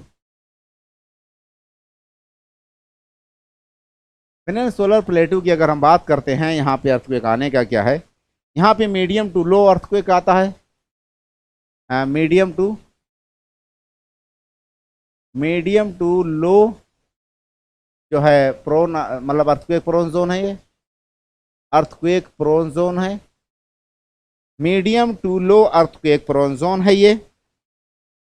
उसके कारण क्या है, फैक्टर्स, अर्थक्वेक आने के फैक्टर्स यहाँ पे क्या हैं, तो उसके बारे में अगर बातें करें तो नंबर 1 पे जो है फैक्टर्स. इस कॉन्टेक्स्ट में several faults are located here, तो यहाँ पे भी लिख सकते हैं presence of faults and rift valleys. अभी हम डायग्राम से बनाने की कोशिश करते हैं उसको. Presence of faults and rift valleys, जैसे कि आपका एग्जांपल के तौर पे Narmada, Tapi, Son, Godavari and Deccan plateau and Western Ghats fault along the, ये क्या है, गोदावरी वगैरह and Godavari rift valley. These are the rift valley, these are the rift valley, these are the rift valleys, these are the rift valleys. Narmada, Tapi, Son and Godavari rift valley. ठीक है.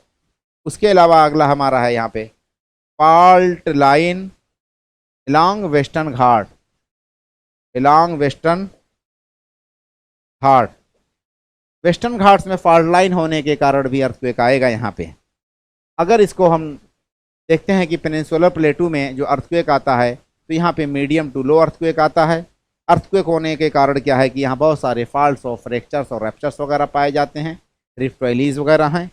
ये rift valleys में जो है हमारा नर्मदा, तापी रिफ्ट वैली और गोदावरी रिफ्ट वैली, सोन rift valley, इसमें अगर हम डायग्राम के थ्रू इसको ड्रॉ करने की कोशिश करते तो बहुत बेटर हो जाता, क्योंकि मैप में हमको एग्ज़ाम में इसको डायग्राम में ही ड्रॉ करना होगा. और एग्ज़ाम में पूछेगा कि पेनिनसुला के जो है अर्थक्वेक के आने के कारण क्या क्या हैं, तो हमको यहाँ पे ये चीज़ें लिखनी पड़ेंगी. सॉरी, ये गलत बन गया.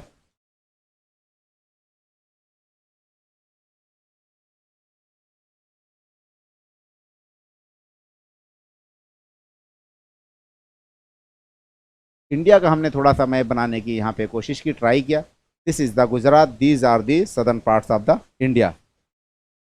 अगर हम रिफ्ट वैली को बनाएं, यहाँ पे ड्रॉ करते हैं suppose the rift valley India में, तो नंबर 1 पे हमारा एक तो इस तरह से एक्सटेंडेड है. ये जो आपका कर्नाटका है, कर्नाटका से एक फॉल्ट इस तरह से कुछ नॉर्थ की तरफ ये फॉल्ट है, ये फॉल्ट लाइन है. These are the fault line. इस तरह से हमने एक फॉल्ट ड्रॉ कर दिया यहाँ पे। दूसरे नंबर पे हमारा इसमें फॉल्ट जो है गोदावरी वाला भी हम बना लेते हैं। गोदावरी जो है रिफ्ट वैली, तो गोदावरी रिफ्ट वैली जो है हमारा इस तरह से कुछ आएगा।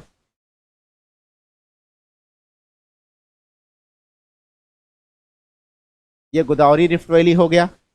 नेक्स्ट नंबर पे हमारा जो है महानदी रिफ्ट वैली, ये थोड़ा इस तरह से कहीं हो जाएगा। Mahanadi rift valley, colour change कर दें थोड़ा समझने में आपको आसानी और होगी। नेक्स्ट नंबर पे हमारा जो है ये Narmada Son rift valley, Tapti rift valley, सारा का सारा इस तरह से कहीं पे। नर्मदा रिफ्ट वैली बहुत आगे तक ऐसे लेंथ में आपको बढ़ाना होगा यहाँ पे। नेक्स्ट नंबर पे हमारा यहाँ पे नर्मदा रिफ्ट वैली के बाद जो है नर्मदा के बाद हमारा एक और है ये काम्बे रिफ्ट वैली, जो एकदम कोर सोर ऐसे साउथ से नॉर्थ की तरफ मूव की है, काम्बे रिफ्ट वैली। नेक्स्ट हमारा जो है Kutch rift valley. Kutch rift जो है वो भी इस तरह से कहीं से एक्सटेंड होता है। यहाँ पे कच्छ रिफ्ट वैली जो है यहाँ से अगर ले लेते हैं इस तरह से, ये कच्छ वाला है, इस तरह से कुछ हमारा कच्छ वाला है। यहाँ पे लिख देते हैं नंबर 1 पे हमने लिखा कच्छ, कच्छ रिफ्ट, कच्छ रिफ्ट हो गया। ये हमारा काम्बे रिफ्ट है। ये हमारा जो है Narmada and Son rift valley है। ये हमारा जो है महानदी रिफ्ट वैली है। ये वाला हमारा जो है गोदावरी है। ये जो है कोयना रिफ्ट वैली है, कोयना रिफ्ट वैली, कुद्रुवाती रिफ्ट वैली।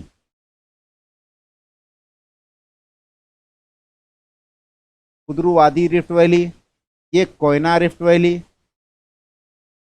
कोयना रिफ्ट या कोयना फॉल्ट, ये सारे के सारे फॉल्ट्स हैं। इसके कारण जो है पेनिनसुलर प्लेटू में ये आता है।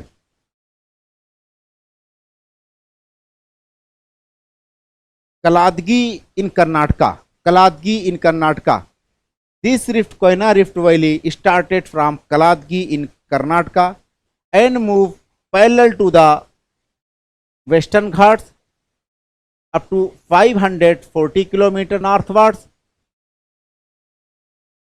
This is here somewhere located Nasik, 40 kilometer distance from the Nasik west side, in the west of the Nasik, 40 kilometer.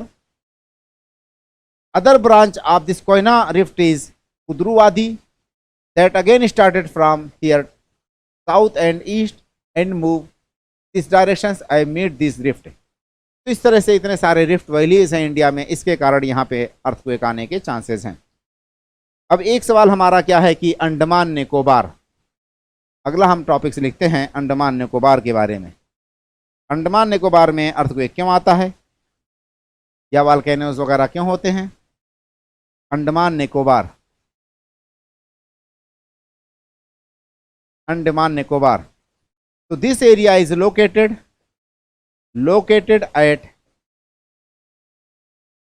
at mid continental belt, mid continental belt, in which Indo Australian plate collided with Eurasian plates या Asian plates, कुछ भी लिख दें, Eurasian plates, with Eurasian plates that formed volcanoes and island. वह ये था कि जो इंडिया की प्लेट है वो साउथ से आई और उसके सामने जो है एक तरह से ओशनिक ब्लॉक था, मार्जिन पे जो ओशन था साइड में। सदर्न जो है आपका पार्ट यूरेशियन प्लेट्स का, उसके भी साउथ में ओशनिक ब्लॉक था। दोनों के फ्रंट्स पे अगर एक तरह से ओशनिक ब्लॉक होगा तो ओशन प्लेट जब टकराएगी तो वॉल्केनोज और आइलैंड्स बनेंगे। ये जो आइलैंड्स बनेंगे ये आर्क लाइन आइलैंड बनेगा। आर्क का मतलब फेस्टून्स, गारलैंड, आर्क लाइन यानी माले की नुमा, जो माला होता है पहनते हैं गले में वो वाला, इस तरह से बनेंगे। तो इसके कारण जो है यहाँ पे एक तो ये है कि वॉल्केनिक एरप्शंस हो रहा है, प्लस प्लेट फर्दर जो है सबडक्ट हो रही है, मूव कर रही है। दूसरे नंबर पे क्या है कि प्लेट अनस्टेबल है। तो जो भी हिमालय वाले काजेज हैं, एक तरह से ये हिमालय का एक्सटेंशन है। जियोलॉजिकल पॉइंट से ये हिमालय का एक्सटेंशन है। अब हम बातें कर लेते हैं Richter scale and Mercalli scale. These earthquakes are measured. These earthquakes are measured by the Mercalli scale and Richter scale. Mercalli scale and Richter scale. तो इसको मिटा दिया जाए, Mercalli scale and Richter scale के बारे में बातें करें। तो रिक्टर स्केल नंबर 1 पे, Richter scale and Mercalli scale. Mercalli scale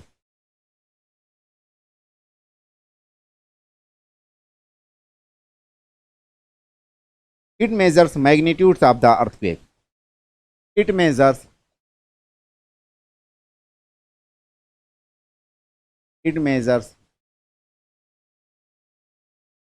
magnitudes of the earthquake. Mercalli क्या करता है? It measures intensity of earthquake. Earthquake का इंटेंसिटी को ये मेजर करता है। दूसरे नंबर पे जो है scale ranges between 0 to 9।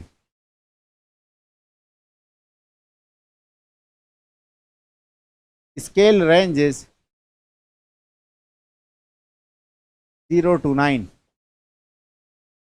Scale ranges 0 to 9 but no upper limit.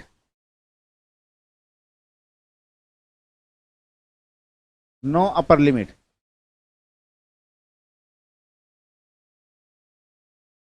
But no upper limit.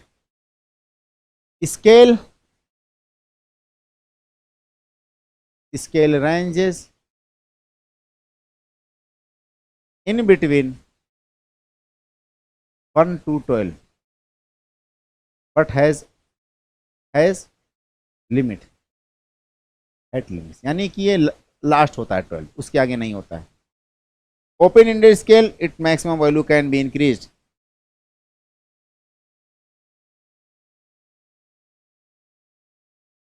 Open ended scale its open-ended scale, its maximum value can be increased. Maximum value can be increased. ये जो है close ended scale, close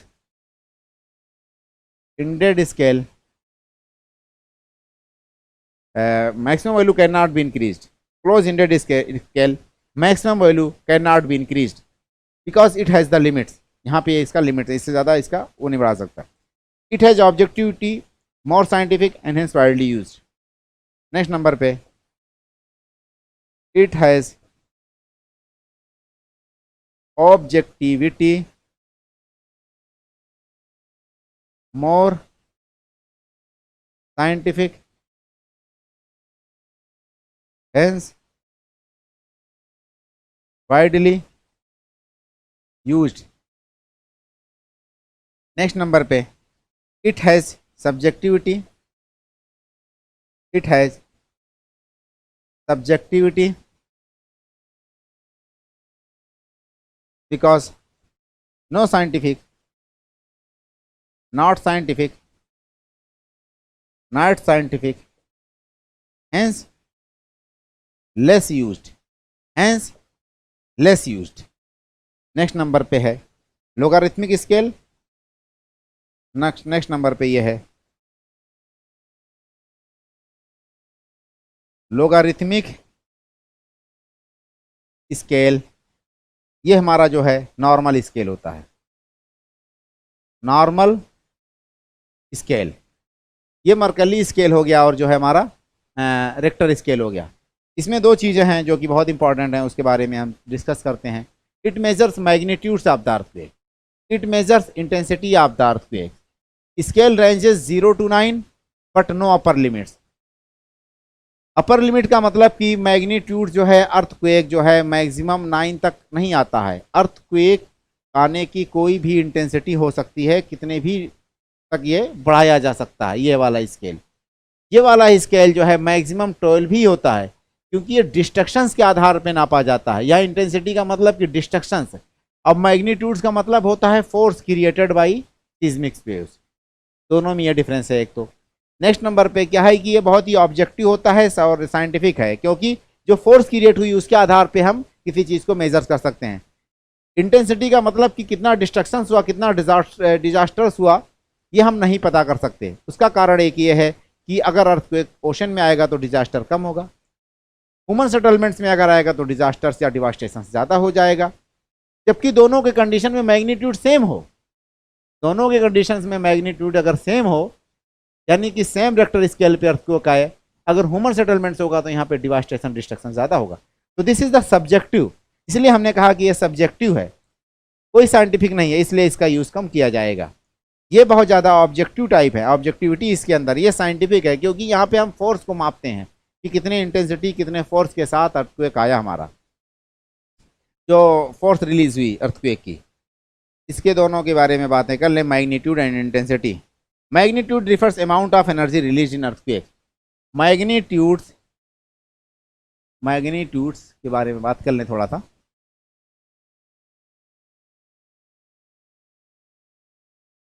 magnitude refers amount of energy released by earthquake. Magnitude refers amount of energy released by earthquake. Magnitude से तात्पर्य हमारा यह है कि जो भी एनर्जी रिलीज होती है, ऊर्जा, किसी भी अर्थक्वेक के आने के बाद, उसको हम मैग्नीट्यूड्स कहते हैं। इम्पैक्ट इंटेंसिटी का मतलब क्या होता है? इंटेंसिटी का मतलब होता है हमारा impact of the earthquake. Intensity का मतलब होता है हमारा इम्पैक्ट ऑफ द अर्थक्वेक। तो नेक्स्ट हमारा क्या है? Intensity. Intensity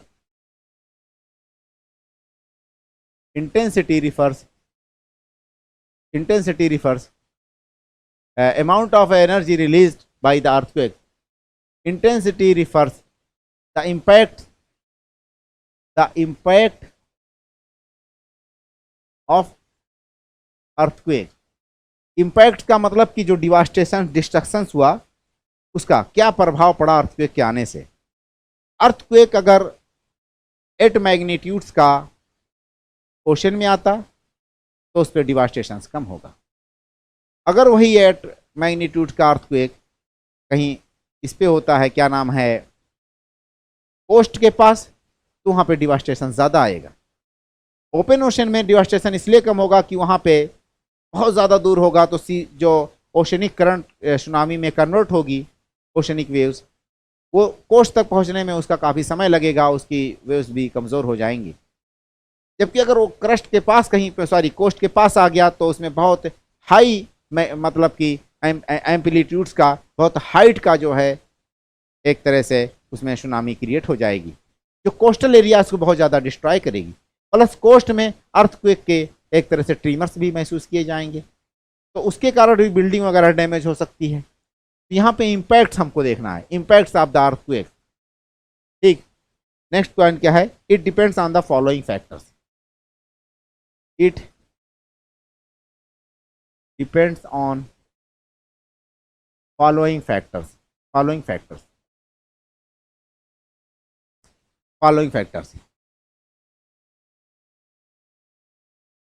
It depends on following factors.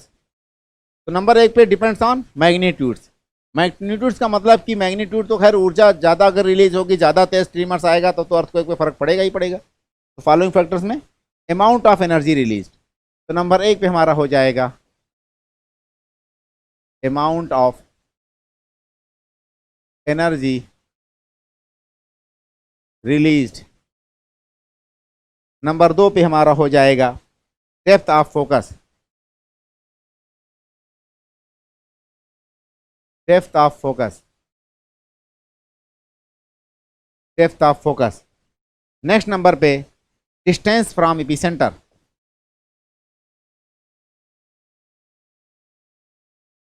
From epicentre. Next number पे anthropogenic factors, anthropogenic factors. Amount of energy release का मतलब क्या, कितने मैग्नीट्यूड्स पे अर्थक्वेक आया। अगर 5 पे आएगा तो दीवार क्रैक नहीं होती है, 5.5 यानी कि 5.5 के बाद ही रिक्टर स्केल पे अर्थक्वेक आने के बाद दीवार वगैरह डैमेज होना शुरू होती है। नेक्स्ट पॉइंट पे डेप्थ ऑफ द फोकस, अगर डेप्थ बहुत ज्यादा है तो उसका ट्रिमर आते आते कमजोर हो जाएगा, सरफेस पे वेव्स वगैरह, seismic waves. Distance from the epicentre, epicentre जो है यानी कि जो परपेंडिकुलर एरिया है फोकस से अर्थ सरफेस के ऊपर वाला जो हिस्सा होता है एपिसेंटर होता है, या जहां पे सबसे पहले जो है ट्रिमर्स या एक तरह से सिस्मिक वेव्स रिकॉर्ड की जाती है सरफेस के ऊपर, उसे एपिसेंटर कहते हैं। तो वो डिसाइड करेगा। एंथ्रोपोजेनिक फैक्टर्स यानी कि अगर ह्यूमन सेटलमेंट्स में कहीं पॉपुलेशन में डेंसिटी ज़्यादा है, वहाँ पे अर्थक्वेक आएगा, या लोगों की लाइफ स्टाइल कैसे वो भी है, मकान दुकानें कैसी लोगों ने बना रखी हैं, वो सारे फैक्टर्स डिसाइड करेंगे अर्थक्वेक के। एक चीज़ इसमें हमने यूज़ किया था जो है लोगारिथमिक स्केल है। ये लोगारिथमिक का स्केल का मतलब क्या होता है कि इसमें एक यूनिट से, जैसे एक रेक्टर स्केल पे हमने मैग्नीट्यूड्स पे तो 1 आया, कहीं पे अर्थक्वेक, कहीं पे 5 आया, कहीं पे 6 आया, कहीं पे 4 आया। तो 5 और 6 के बीच में अर्थक्वेक में गर्चे 1 यूनिट का एक्सटेंशन हुआ, लेकिन एनर्जी जो है 32 टाइम्स इंक्रीज हो जाती है। इसी तरह से एम्पलीट्यूड भी जो है 10 टाइम्स इंक्रीज होता है। उसको डायग्राम के थ्रू हम समझ सकते हैं लोगारिथम को। तो इसको मिटा दिया जाए, या ऊपर से ही मिटाने की कोशिश, चलिए मिट गया। लोगारिथम, लोगारिथमिक स्केल है, हमने कहा था ये लोगारिथम ये। तो नंबर 1 पे हमने यहाँ पे लिखा एनर्जी, एनर्जी। नंबर 2 पे हमने लिखा एम्पलीट्यूड, एम्पलीट्यूड। हमने एक जो है ये ड्रॉ कर दिया स्केल। इस स्केल पे हमने अगर मान लेते हैं, हाँ, यहाँ से लेकर के क्रॉस कर दिया, ये 1 यूनिट हो गया, ये 2 यूनिट हुआ, ये 3 यूनिट हुआ, ये 4 यूनिट हुआ, ये 5 यूनिट हुआ, ये 6 यूनिट हुआ, ये 7 यूनिट हुआ, ऐसे मतलब चला जाएगा। ये 9 तक इस पर तो बना रहता है कॉलम, लेकिन ये 9 से बियॉन्ड भी इसका एक्सटेंशन हो सकता है, क्योंकि कोई सियोरिटी नहीं कि कितने मैग्नीट्यूड्स का अर्थक्वेक आएगा। ये जो एम्पलीट्यूड्स है, एम्पलीट्यूड्स का मतलब कि जो वेव की तरंगों की जो हाइट होती है और जो एक तरह से क्रस्ट और ट्रफ बनाती है, वो इसके और उसके मुकाबले में 1 यूनिट से दूसरे यूनिट्स के बीच में अप्रोक्सीमेट जो है ये वैल्यू 10 टाइम्स इंक्रीज होगी। ये वैल्यू यहाँ तक 10 टाइम्स होगी, ये वैल्यू यहाँ से लेकर के यहाँ तक 10 टाइम्स होगी। इसका मतलब कि यहाँ से लेकर के 1 से लेकर के 3 तक अगर हमको करना होगा तो 10 × 10 टाइम्स हो जाएगी। नेक्स्ट पॉइंट क्या है कि ये जो एनर्जी है ये यहाँ से लेकर के यहाँ तक 32 टाइम्स रिलीज होती है। ज़्यादा मैग्नीट्यूड्स होता है, ज़्यादा फोर्स होती है एनर्जी की। ये हमारा फर्दर 32 टाइम्स। इसका मतलब 1 से लेकर के 3 तक अगर हमारा ये लोगारिथम के हिसाब से होगा 32 × 32। तो इस तरह से ये मल्टीपल बढ़ता है, मतलब कि कोई भी चीज़ में एनर्जी एक से यूनिट से दूसरे यूनिट्स में। नॉर्मल स्केल ये नहीं है, इसीलिए ये। अब यहीं पे हम अपने लेक्चर को समाप्त करते हैं। ओके भाई, ऑल दी बेस्ट।